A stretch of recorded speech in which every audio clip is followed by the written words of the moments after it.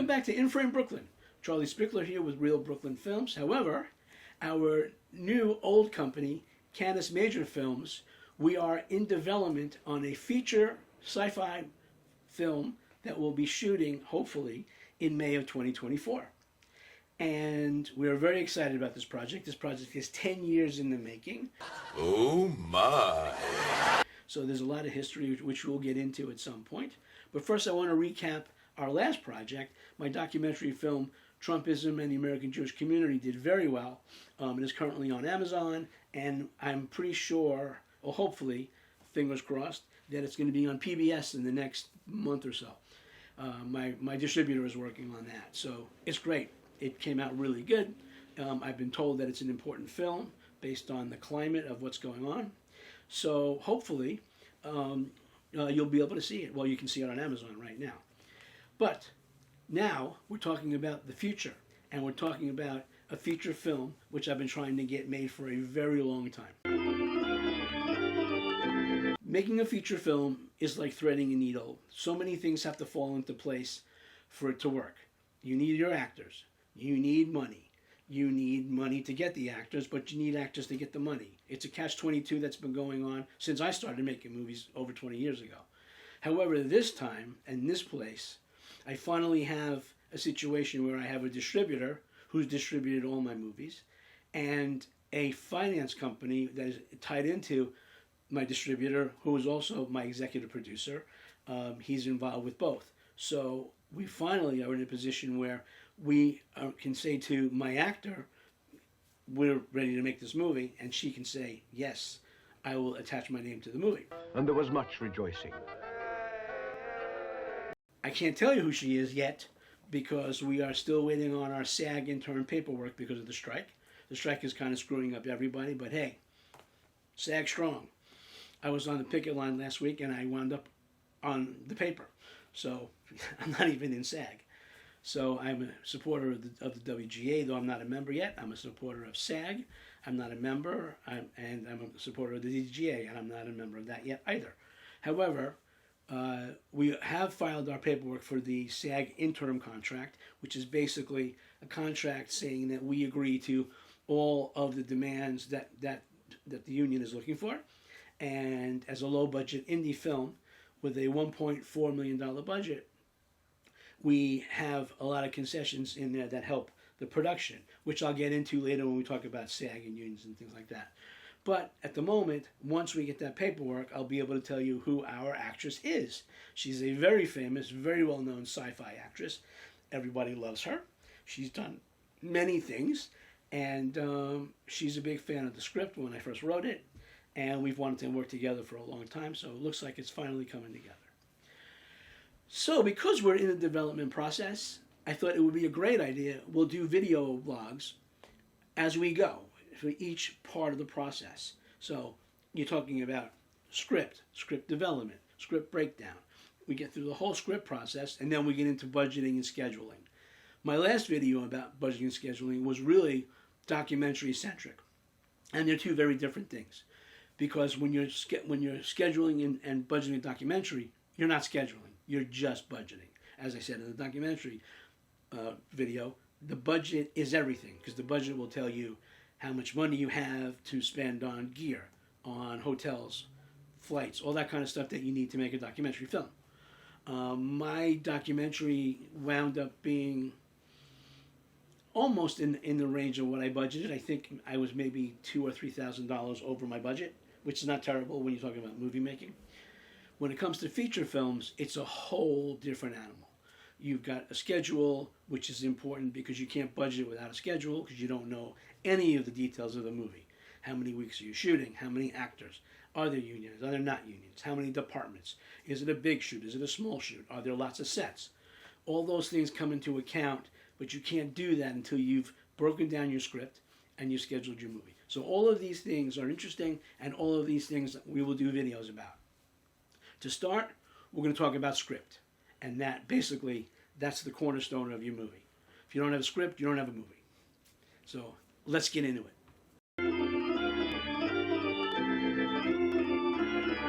We're back. Script. Now, it may seem basic and obvious, but you obviously have to have a script to make a movie. No! Now, are you going to write your script? Do you have a partner who is writing a script? Do you have somebody came to you with a script that they want you to make? 9 times out of 10, if you're watching this and you're an indie filmmaker, you are making the script that you wrote or are writing. So let's get into what makes a shootable script. Forget about content.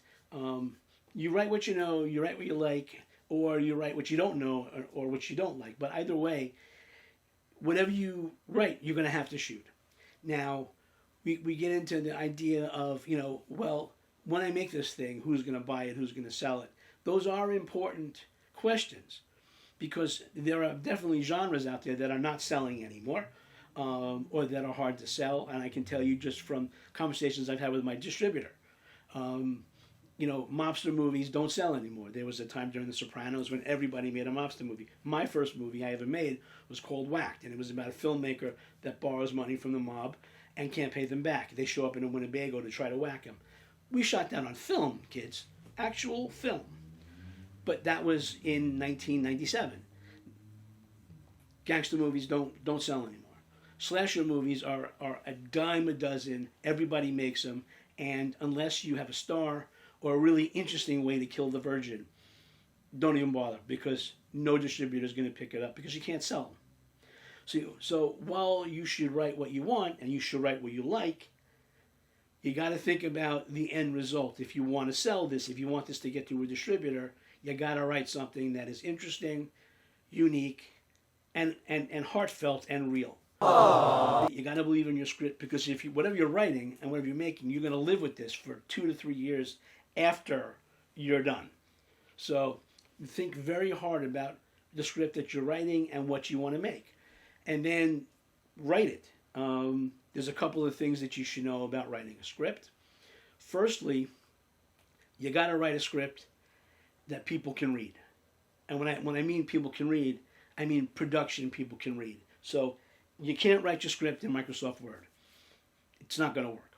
What you need is a real script writing program that has all of the formatting so that when you're done with the script, you can take that script and you can import that into a scheduling program, a budgeting program, and your crew, your AD, your line producer can do what they need to do with the script. So let's start with Final Draft. Final Draft is the industry standard. It is the one script program that everybody uses that can be formatted in any of the number of scheduling programs, which we will get into later.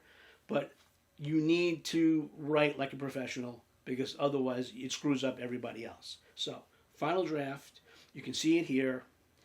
They have a yearly subscription, and it's worth it.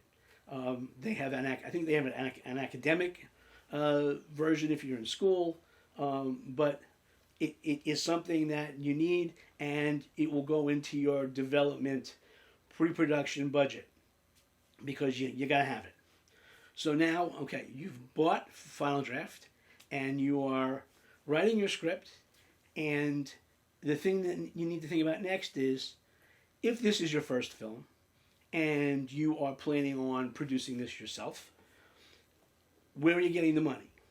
Now, if your family, friends are giving you money, or you're going to do an Indiegogo thing, or a Kickstarter, you still need to think about what you can do well. I can tell you that when I made my first feature film, I thought I was an auteur, and yeah, I wasn't. And between me and my partner, we made a film that really we don't ever want to see again. It was my first feature, and I didn't have any coverage because I thought I was Woody Allen. We really made a lot of mistakes because we wrote a script that we thought we could make easily, and it wasn't. We had locations in New York, in Atlantic City. We had 20 cast members. We had special effects. All these things that we did on our first movie, which if I could go back and do it again, I would have had 4 people in 3 rooms and shot a comedy like that. So take my advice. Your first film, write something that you can actually do well. Because this first film, believe it or not, is going to be your calling card. Because in Hollywood, I hate using the term, but in this business, you get one shot. You get one shot with a producer, you get one shot with a distributor, you get one shot with a financer. And if this is your first film, and you can say, hey, I made this really tight, really funny, or really serious film for $5,000. I shot it on my iPhone with really good actors. People are going to go, wow, if he can do that on a shoestring budget, yeah, we'll give him money to make a real film. If you go crazy, make a film that you can't make or can't make well, you'll just take that, whatever money you spent on that film, and flush it down the toilet. So take my advice, write something tight, write something that in your head you can make. For the first 10 years that I did this, every script I wrote was based on, can I make this? Can I do this with my gear? Can I do this with my friends? Can I do this with my circle of production friends? Can I make this well?